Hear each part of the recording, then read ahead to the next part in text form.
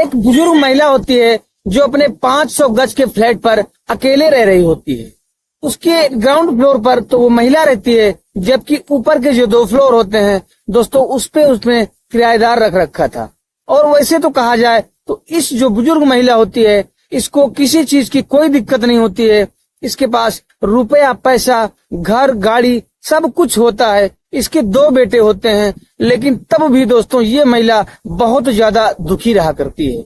लेकिन जब इसके दोनों बेटे इसके काम नहीं आते हैं तब दोस्तों ये बहुत ज्यादा ही परेशान हो जाती है और उसके बाद एक ऐसा कदम उठाती है कि जिस कदम के बारे में जो भी व्यक्ति सुनता है, कोई तो कहता है कि इसने बहुत अच्छा किया, जबकि कोई कहता है कि इसने अच्छा नहीं किया। साथियों, आखिर ये घटना कहाँ की है और इस महिला ने ऐसा क्या किया कि लोगों की मिलीजुली प्रतिक्रिया रहती है? पूरी कहानी हम इस वीडियो में जानने वाले हैं। कहानी की शुरुआत करें, लेकिन उससे पहले दोस्तों बस वही एक रिक्वेस्ट कि प्लीज वीडियो को लाइक करके और साथ में चैनल को सब्सक्राइब कर लीजिएगा।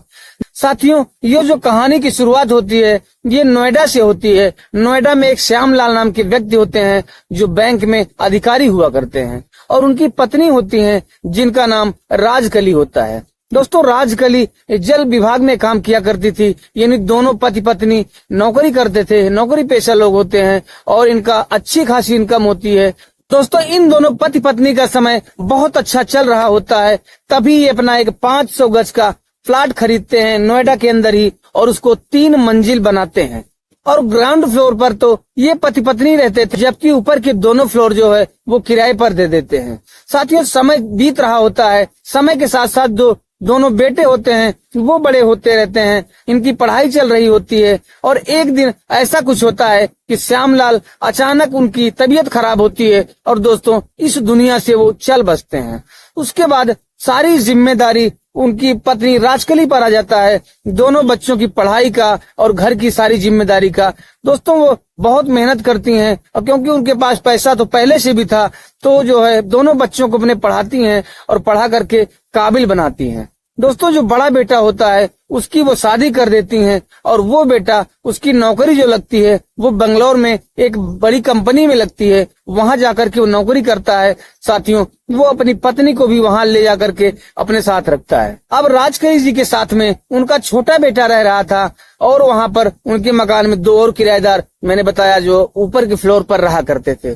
साथियों, धीरे धीरे समय बीतता है और जो छोटा बेटा होता है उसकी भी पढ़ाई पूरी होती है। दोस्तों, उसकी नौकरी जो है वो चंडीगढ़ शहर में लगती है और वहां जाकर के वो नौकरी करने लगता है। और उसके बाद जब उसकी उम्र हो जाती है तो राजकली जी उस लड़के की भी शादी कर देती हैं। दोस्तों, उसके बाद वो लड़का अपनी पत्नी को वहां ले जाता है, लेकिन जो ये लड़का छोटा वाला होता है ये राजकली जी का पूरा ख्याल रखता था, ये रोज फोन करता था। लेकिन समय के साथ ऐसा बदलाव होता है तो राजकली के दोनों बेटे होते हैं उनमें आपस में कहासुनी होने लगती है, झगड़े तकरार होने लगती है। बड़ा वाला कहता है कि छोटे को माँ ज्यादा प्यार करती है और उसको सब कुछ देती है, जबकि छोटा वाला भाई कहता है कि माँ जो है वो बड़े भाई को ज्यादा चाहती है और धन संपदा से वो बड़े भाई की ज्यादा मदद किया करती थी। दोस्तों, क्योंकि ये दोनों भाई जब जरूरत होती थी तो अपनी माँ से कुछ पैसे ले लिया करते थे, जैसे किसी चीज की जरूरत हो लाने की तो उसको बताते थे कि माँ ये सब चीज लेना है तो इतना पैसा दे दो। तो दोस्तों, इसी बात को लेकर के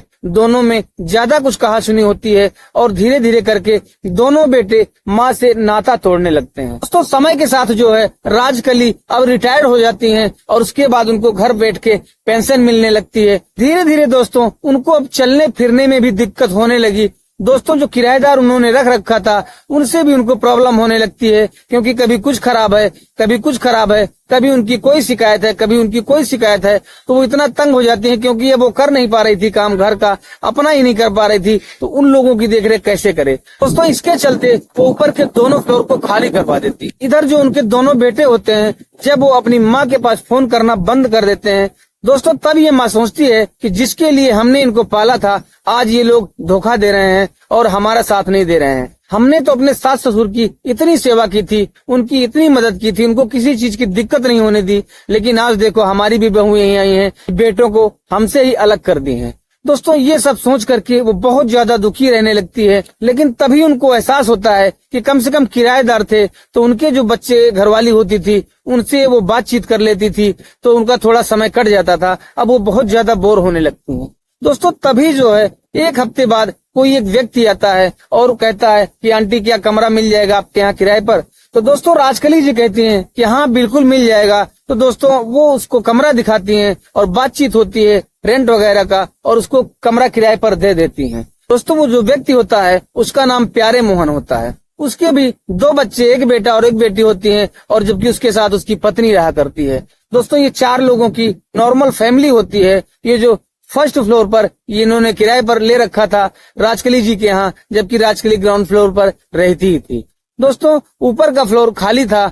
दोस्तों एक दिन की बात होती है, राजकली जी बारी बारी से अपने दोनों बेटों को फोन करती हैं, लेकिन जब उनसे बातचीत होती है, हालचाल होती है, तब उनको एहसास होता है कि शायद ये दोनों बेटे हमसे बात करने में हिचक से रहे हैं, तो कि हमसे बात ही ना करना चाहते हैं। दोस्तों ये जो बात होती है ये उनको बहुत ज्यादा बुरा लगती है। उस दिन से राजकली भी अपने बेटों को फोन करना बंद कर देती हैं।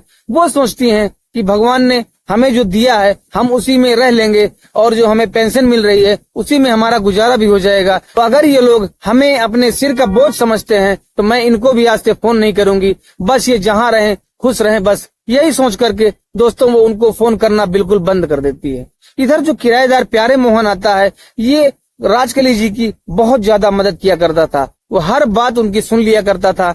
एक दिन की बात होती है, राजकली जी कपड़े धो रही होती हैं अपना, कि वो सीढ़ी से फिसल जाती हैं और फिसलने के बाद उनका एक पैर टूट जाता है। दोस्तों ये घटना बहुत बड़ी थी राजकली के लिए, क्योंकि घर में कोई और नहीं होता है। उनका अब खाना बनाना, कपड़ा, लैट्रिन बाथरूम जाना, ये सब दुनिया भर के काम घर में होते हैं, आप लोग जानते ही हैं। ये कोई करने वाला उनके पास नहीं था। लेकिन जो ऊपर प्यारे मोहन था, उसकी पत्नी थी, वो भी बहुत अच्छी थी, वो उनकी पूरी मदद किया करती थी। दोस्तों धीरे धीरे करके समय बीत रहा होता है। प्यारे मोहन रोज राजकली जी को हॉस्पिटल ले जाता और वहां से दिखा करके ले आता था। वो अपने ऑफिस से छुट्टी लेता, कभी 1 घंटे के लिए आ जाता था। ऐसे करके समय चल रहा होता है। दोस्तों प्यारे मोहन अपनी पत्नी को कहता है कि हमारे माँ बाप तो है नहीं, तो तुम इन्हीं को अपनी सास समझ करके इनकी खूब सेवा करो, भगवान इसका फल तुम्हें जरूर देगा। दोस्तों उसकी पत्नी भी उसकी बात मानती थी। वो तन मन धन से हर तरह से वो राजकली जी की सेवा करने लगती है। उनको बनाना, खाना, कपड़ा, बर्तन सब कुछ करती है। तो यहाँ पर जिस तरीके से राजकली जी की केयर वो लोग करते हैं कि राजकली उनके बिना अब रह पाना उनका मुश्किल हो जाता है। दोस्तों उनसे किराया भी लेना बंद कर देती है और एक दिन वो ऐसा फैसला करती है कि प्यारे मोहन को अपने पास बुलाती है और कहती है ऐसा है कि ये मकान मैं अब तुम्हारे नाम करना चाहती हूँ।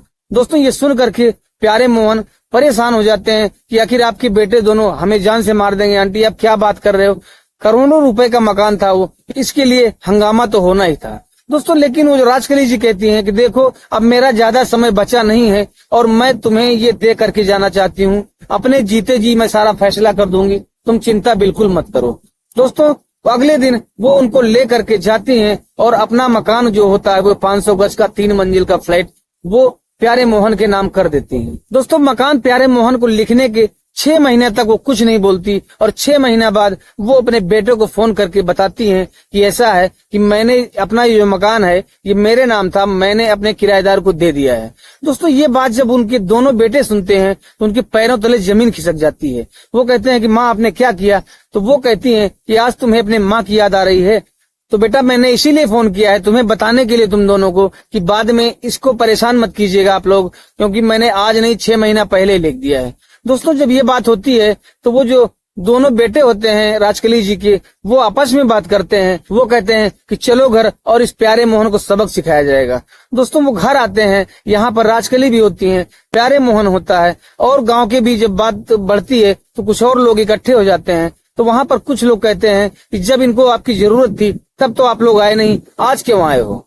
दोस्तों उसके बाद वो राजकली प्यारे मोहन के लेती हैं, गांव के 1-2 आदमियों को लेती हैं और साथ में थाने जाती हैं और वहां पर वो लिखित देती हैं कि अगर फ्यूचर में मेरे ना रहने पर भी प्यारे मोहन के साथ कोई घटना घटती है तो हमारे बेटे ही जिम्मेदार होंगे और मैं स्वेच्छा से अपनी इस संपत्ति को, अपने मकान को प्यारे मोहन को दिया है, किसी जोर जबरदस्ती दबाव में नहीं दिया है।